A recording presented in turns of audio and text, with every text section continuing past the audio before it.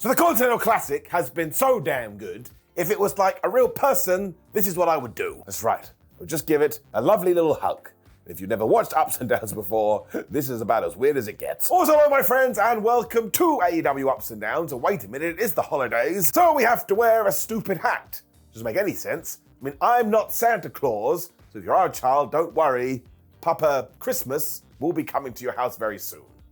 Always sounds really creepy. Let's up those bows. But yes, we did indeed start with one of our final matches in the Gold League, because it was Swerve Strickland versus Roosh. It was so damn good. Because of course, Swerve has to get a win, he needs to stay in contention, and while Roosh is mathematically out, he doesn't want Strickland to walk all over him. In fact, he wanted to kill him. It's also tied in as well, because we have seen Swerve in 2023 try to murder other people, and sometimes have his blood be drunk, so Roosh was just like, I'm going to run at you, and I'm going to try and take your head off. And he did. He also hit a dive because 2023 wrestling, although that's going to go away soon, which is very worrying, when he just started to boot Swerve as he flipped the crowd off. I was like, we get it, we're not meant to like you. The absolutely coolest part is that the fans were so behind Swerve, and you've got to imagine this does tie into that Texas death match he did have with the Hangman. He ends this 12-month period as a tippity-top guy. He finally smacked Roosh's leg as well, because that was all taped up because the Continental Classic had been so grueling. When he ran at Roosh, who essentially threw Swerve into like the side of the ring. That's been bothering me all morning. Is that worse than the ring apron? Or is the side of the ring the worst? Or do we have to talk about the ring post? I don't know. It was then just wrestling tennis because Swerve dropped Roosh on the floor with a German suplex, Guten Tag, when we got back in the ring and Strickland ran at Roosh and he threw him into Teen of the Turnbuckle. When he also did the thing, because Roosh was going to go for the bullhorns, but his leg gave out. He opted for a pile driver instead, and then he tried to hit the senton, but once again, because his walking device was so damaged, this was the equivalent of climbing Mount Everest. It took him about 72 years. It meant basically that Swerve was able to turn the tables and he hit the 450, but Roosh kicked out at 1. And look, I admit it, in 2023, we've overdone that spot a little bit much, but because I am a massive nerd, I just went, "Whoa." I love it. Roosh then tried to charge at Strickland again, but by this point Swerve knew what was happening, so he took him out, hit him with a flatliner, he hit him with the brain buster when he climbed to the top of Teen of the Turnbuckle, and he just soaked in these cheers. It was a pretty cool moment. He hit the stomp, and he gets the 1, 2, 3 to move on to 12 points. Surely he's now going through. It was even better because we knew later it was Jon Moxley versus Jay White, which was also going to tie in here. So let's all take our hands and clap them together like we are a seal, or one of those weird robot toys that you may very well get for Christmas. Can't stop now. Feels quite nice on my elbows. What does that mean? It's getting it out. When it was time to wrap things up with Chris Jericho and Kenny Omega, we had to. But if you do not know, last week Kenny Omega did tweet out that he is suffering from diverticulitis and basically had to go for emergency surgery. So screw wrestling, screw wins, screw losses. I just hope he is okay and that he's able to return to wrestling as soon as he's able. But health and happiness first and foremost. Positive love to Kenny Omega. Anyway, Jericho basically said this as well, and that the tag match at World's End against Big Bill and Ricky Starks is now off because once again, him and AEW in the locker room, we just want Kenneth to get back on his feet.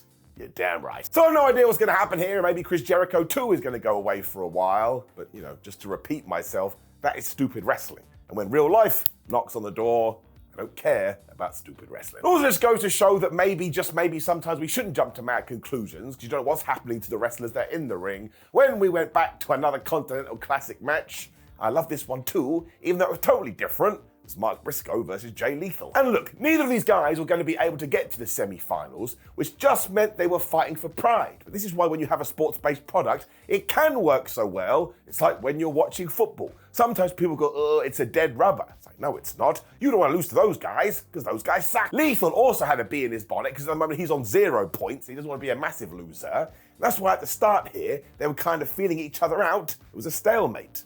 They definitely didn't do this. This is the worst dancer you'll ever see. It meant that soon we went to the chops, because that's always what people do, when Jay Lethal did a dive. And I was like, I know why he's doing this. Like I just say, 2023 is about to end, which means we're going to have to find out what the move of 2024 is. Let me know your guesses in the comments. We also then learned it's no wonder that Jay hasn't been able to get any points, because as soon as he did this, he started doing the Fargo strut. I was like, listen, Jay, I understand you're trying to level up your meter, but it's not the time. It also meant by this point, Briscoe had taken a med pack, so he just leveled him on the floor, and he hit a damn froggy bow to the outside. I was like, Mark Briscoe, you are brilliant, but you're also crazy. He also set up a chair and used that to just jump off it like a platform to take out Jay when we got into more wrestling tennis. Because there was a big elbow, there was a fisherman buster, and we got another damn froggy bow. Jay Lethal was able to get the knees up though when he was going for the lethal injection, but somehow Mark got out of the way of that, but Jay still was able to hit the Jay driller. That just got a 1-2-ooh. Lethal was then obsessed with hitting his finish, but he should know you can't overdo that. So of all the things, Mark Briscoe grabbed him and gave him a burning hammer. The commentators went wild about that when he hit the Jay driller, which I thought was very nice and warm and fuzzy, the tum-tum stuff on ProWrestlingTees.com right now, and he got the 1-2-3. And look, Jay Lethal is a brilliant professional wrestler, but this was the right thing to do because Mark Briscoe may be the best babyface in the world. They also shook hands afterwards, and fair play to Mark because he was doing an interview recently where he was like, well, it's not a surprise I didn't do very well in the C2. This is my first year as a singles guy, so I basically have to relearn my craft. I love it when wrestlers tie things in. I'm giving it up just to throw it into the ground over and over again. Get me a t-shirt that says, I love the C2. And there's all footage of MJF being inducted into the Jewish Sports Hall of Fame, which I just totally loved, and I found it very inspiring. When we got the total opposite, Wardlow had edited a video, and he said, Max, I'm gonna kill you. Well, no, but his whole point is that Friedman's world is about to come to an end. I was like, wait a minute, there's a pay-per-view soon called At World's End. Maybe it's gonna tie in. Wardlow also said he's gonna bring the devil to his knees, which I assume is a play on words. Because out of everybody that is revealed in the Devil's crew, surely Mr. Lowe has to be one of them. Otherwise, what the flub are we doing? And speaking of all that, here came Samoa Joe. Because he has decided, while he has been asking the right questions, maybe he's not asking the right people. And actually, he thought about what Roderick Strong had said last week. And yeah, it is slightly suspicious that MJF did get attacked, but we never actually saw it. He wants to change all of that right now, so he did call MJF to the ring, and very nicely Maxwell did acquiesce. But of course, because Joe is his Press Start and Controller 2 challenger, he just started to insult him. Because yeah, sure, Joe has made it clear that MJF is his property, but he cares just as much about that as he does his diet. That's right, he called him fat. He also recalled the time when Samoa Joe was in the ring and the Devil's goons surrounded him, but they didn't lay a finger on the Samoan one. So what are we meant to think about that? Joe then kind of laughed that off because he doesn't care, which is when Max started to push him, and I freaked out a little bit. I was like, dude, I don't think you should be doing that. It's like trying to kiss a lion. It's not gonna work out well for you. Clearly this is what the Devil and his dudes have been waiting for though, because the henchmen were here. This was a little bit like a James Bond movie. They individually all ran at MJF and Samoa Joe, who became like the ultimate pairing, and they fought them off. As soon as they were done though, the lights went out, and it turns out the Devil had been doing more video editing, and these words came on the screen. Where can you go? Who can you trust? Next week, will you accept a challenge for your Ring of Honor tag team title? Are you a hero? Max? That's right. All this time, the Devil just wanted to be an ROH tag team champion, and we're all fools for not seeing it beforehand. It looked like Friedman was fine with this as well because he promised Adam Cole, his best friend, that he would do right by these belts. And even though he didn't think Samoa Joe would agree, Samoa was just so pissed off by all of it, he grabbed the mic and went, you're wrong, pal, we're doing it. It does mean that surely they do lose these championships on next week's episode of Dynamite, and then we get to the pay-per-view and we do the big reveal. Just a little bit worried that if we don't do it there, we may miss the mark. And look, it all comes down to who the hell this is. Like, imagine it was Vince McMahon. It's not going to be Vince McMahon, but that would set the internet crazy and everybody would want to talk about it. Whereas if it was me, people were like, oh my gosh, that sucked. So it isn't up for now because this is just old school traditional wrestling storytelling. But yes, if all of a sudden the person who does go, ha ha, I'm the Devil, doesn't live up to expectations, then you can be sad pandas. It's the moment I'm going to surf the wave because I like surfing, maybe, don't know, never done it. It is getting that up. Brittany Paquette was then backstage with all the best friends because she wanted some answers. Orange Cassidy and Chris Statlander have an incredible 2023, whereas Chuck Taylor isn't around anymore because he's injured. So what the flub are Rocky Romero and Trent gonna do? Now Rocky was a little bit upset here because he had just lost some titles in CMLL, but he would like some more international opportunities. Now, I don't think Orange Cassidy was really listening here because he went, oh, right, you want a shot at my belt, do you? Okay, see you Friday, goodbye. Romero's also totally shocked by this and it made me laugh. It just means now, if you are around the piece of fruit, you have to watch what you do say, you could very well accidentally end up in a title match. Which is when we found out that Luther had recovered from his gout. I mean, thank goodness. Now this was because Timeless Tony Storm was coming to the ring to do commentary, and you really need to sit down and go and listen to this, especially when she said that Taz was her favorite landlord, because he is the human duplex machine. was on the floor, and I was like, that's it. The best gimmick of 2023 is flubbing timeless Toni Storm. She was also here to watch Riho versus Saraya, because the winner was going to become the brand new #1 contender for her AEW World Championship. And I know, how did Saraya get into this position? I have absolutely no idea. Now the good part is, it does tie into the story, because Ruby Soho was watching this. I was like, wait a minute, Ruby, you told me that you were going to be in the corner of Saraya, and now you're backstage. There's a small spoiler. Saraya lost here when we saw Ruby again, and she had a big smile on her face. I smell a feuding coming. Very sadly, it's the end of the Outcasts. I'm sorry, Miss Jackson. Riho wasn't bothered by any of this, though, and she busted out some head scissors when Saraya kind of went and hid behind the security guards. But that totally worked, because Riho didn't know what to do, so Saraya grabbed her and just threw her right into barricade. I'm like, how is that legal? Riho did have a plan, though, and that was just to spam these head scissors when she hit the ultimate comeback move of 2023, the crossbody.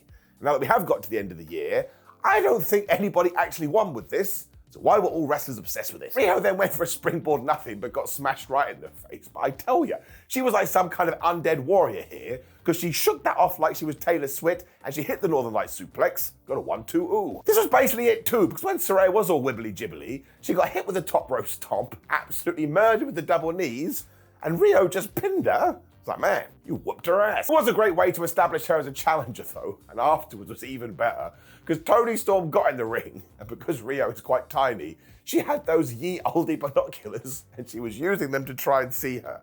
I cannot tell you how much I enjoy all this. Of course, Riho then beat her up for a bit when Mariah May made the save. Mariah was so desperate to get some kind of acknowledgement from Toni Storm, who left in the arms of Luther, going, who is that person? I've never seen her before.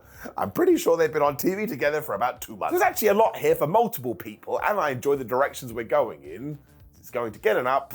It was one of the best things of the evening. Speaking of the craziness too, Tony Schiavone then read a prepared statement for Christian Cage, and I'm just going to read it for you. Schiavone, you better read this statement with some effort, because if you phone it in like usual, I'll slap the yellow off your teeth. Also, Oklahoma City, sit down and shut up and have some respect, because as the biggest star in AEW, I've no doubt my absence has left a hole in your lives. He's right. After my career-defining victory over Adam Copeland, though, I have taken my prodigy Nick Wayne on a well-deserved vacation, and as I understand it, the rated R superstar has challenged me to a no DQ match. So just to put your tiny mind at ease, I shall return on Collision this Saturday, where I will address Adam and all of the other questions. I also expect a hero's welcome. Sincerely, the TNT champion. So there you go. He is one of the best heels in wrestling right now, to the point he can write a letter and still get booed. I am very much excited about the return of my favorite father. He gets an up. This only went about 3 seconds. We then continued to cook as well, and my word, we made those eggs. It was time for a potential new storyline. So we were in the back where MJF and Samoa Joe were still arguing, so they must have been doing this for the last 60 minutes, when Maxwell walked off, and what did he find outside the Mogul Embassy's dressing room? It was one of the Devil Goon's hoods, so he freaked out. He knocked on their door and he grabbed Prince Nana right away. He's like, what are you doing? What are you doing? But of course, Swerve Strickland heard all this commotion. He came out of the room and they stared at each other, and my word, I was pumped. Because finally, within the AEW verse, they do meet, although outside of this, as MJF said, man, it's so good to see you, dude. I remember traveling up and down the roads together when we were independent wrestlers, and I'm really super duper proud of you. He also wanted Swerve to know that the reason they haven't bumped into each other backstage is not because he's ducking Strickland, but it's because he is not on the world's champion level. Ruh-roh. Strickland then fired back by telling everybody, well, it was MJF that drove him around, so thanks for being my chauffeur, and isn't it a shame that you've turned into a whiny bitch? Also, don't forget the last guy that got in my face. He basically got hung from a chain outside of the ring, and I tried to kill him. That is accurate, that did happen. Freeman then kind of insulted him, she's like, oh, you're always talking about the cowboy, but then tied it in, because like, oh yeah, you hate that guy. And do you know who took out Hangman Adam Page recently? It was the devil, and it was his goons, so maybe you, Swerve Strickland, are the devil. MJF then promised to blow Swerve's house down. That made me laugh, because we were doing nursery rhymes. Well, then we took it up a notch. Because maybe, just maybe, MJF will break Strickland's arms, so that when he is driving, he swerves off the road. Oh, that is definitely another death threat. Swerve sort of won this as well, though, because his last line was, listen, pal, I ain't the devil you're looking for, but if you do get in my face once again, I will be the guy that takes you to hell. I'd start going like this. It's like, man, I need this feud. Do it in 2024. Thankfully, Samoa Joe was then back to cut the sexual tension because him and MJF have some business to do. But yes, I don't know if Swerve is going to win the C2 or what's going to happen, but we need this feud and we need it yesterday. I'm giving it an up. It was good stuff. When Roderick Strong kicked Komander's ass, I think mostly because he was like, he spells it with a K when it should be a C. And we did set this up last week, and it was a curious case. Because on the one hand, Roderick had to get a win back because he's lost recently, whereas Komander, he gets defeated all of the time, but listen to the fans, he's getting over anyway, so maybe we kind of need to divert course. Masked Man used speed at first, so Roderick understood he had to use power.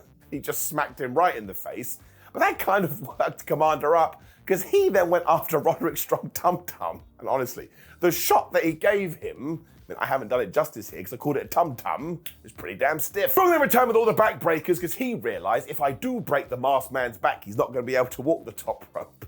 When the commentators just started talking about Strong's moustache, this really made me laugh. It's like they had an epiphany when they were like, hot damn, he looks good. Somebody then smartened Komander up and he realised he did need his back, so he stopped more back breakers to hit this damn springboard. And there it was again. I mean, it hasn't worked at all this year. My word, it looked pretty. It was the same with the Phoenix Splash, which has to be up there with one of the best in the business. When it happened again, he was going to do his rope walk shooting star press when the Kingdom were like, nah, man, that's our friend in there. They saved him and pulled him out of the ring. It actually didn't work at all because Komander then just splashed all of them, but I suppose it did help in terms of a distraction because when they got back in the ring, Komander went for a fly, nothing. Roderick just kneed him right in the face. He hit the end of Heartache, and he got the 1, 2, 3. It was also hilarious because right after this, Matt Taven and Mike Bennett were just handing out more MJF is definitely the devil's sign. When Rene Paquette got in the ring, and she was like, Roddy, what are you doing? You're always causing such a fuss. Of course, Roderick just started shouting Samoa for a while because he wanted to get his point across. It's quite clear Maxwell Jacob Friedman is the devil, and people need to start listening to him. Paquette just went, listen, bro, don't you think if Samoa Joe believed you, he would have started, believing you by now? Roderick was like, how dare you say that to me? By proxy, he must be my best friend. I love these three. As a unit, they are wonderful geeks, but it just works. You also got to imagine that they will be part of the Devil's crew, because that's just Scooby-Doo rule number 74.7. And yes, I find them very entertaining, which is why I watch professional wrestling. Then got a reminder that Thunder Rosa returned to AEW last week and will be on Collision, so that rules. When we got another comeback, Jim Ross arrived to commentate on the main event. And if you've heard his stories recently, he has been through a lot. So I thought this was fabbo. He also had a great match to talk over as well because it was our main event. Jay White versus Jon Moxley in the damn Gold League of the C2. This was total fire. And once again, it was all about patience, which has been a thing in wrestling throughout 2023, because we haven't had too many surprise results here, but would I clarify this is one? You bet your bum I would. There were so many permutations here too, because if White was able to get the shock victory, he would be on 12 points, but then Moxley would be on 12 points, and Swerve would be on 12 points, so would that mean they would have a triple threat match in the next round? And the answer, if you can believe it, was yes. So once again, it was like watching sports, and I love sports, and we had another education here.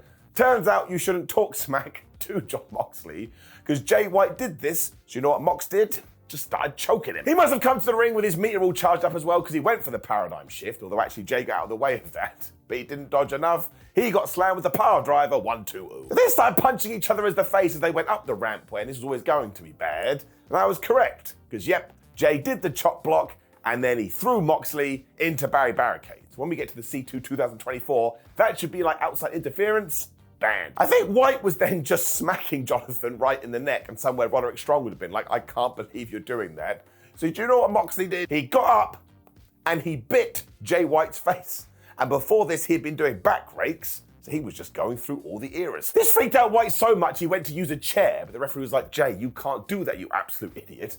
But it turns out this was his own distraction, because as soon as the referee did go to sort that, Jay White had another chair. He used that to take out Moxley's leg as well. When he left him on the outside, he was like, official, count to 10. And Moxley only got back in at 9.99999. He also went right for the Blade Runner, but that didn't work again, which is when Jon Moxley got his big DDT. And that's when I really plugged in, because this damn Jay White kicked out at 2. Ooh. And then when Mox cut up White Uranage, when Jon tried to behead White with another big lariat, and he hit the stomp, and all of a sudden it just came over me, I was like, oh my gosh, I think Jay White is going to win.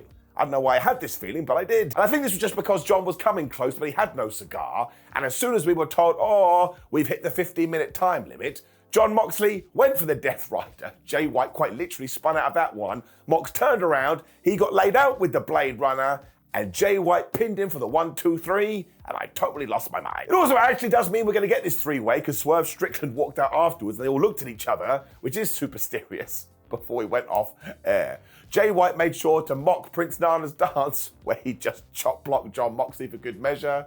He is a wonderful dick. These guys are just so good though, and they are next-level performers. You'll be surprised to hear this, but I am giving it an up. This also brought us to the end of Dynamite, and I tell you, this C2 has come together to just make this show so damn watchable. This is the kind of AEW we should get in 2024, and it is getting it up. Now, of course, please do click the video on the screen, which is ups and downs from Monday Night Raw, because all of wrestling is good, and we should support all of it. Like the video, share the video, and subscribe. Talk about it as much as you want in the comments below, and make sure you have a damn good holiday season. Thank you for the support in 2023, my friends. I will see you soon.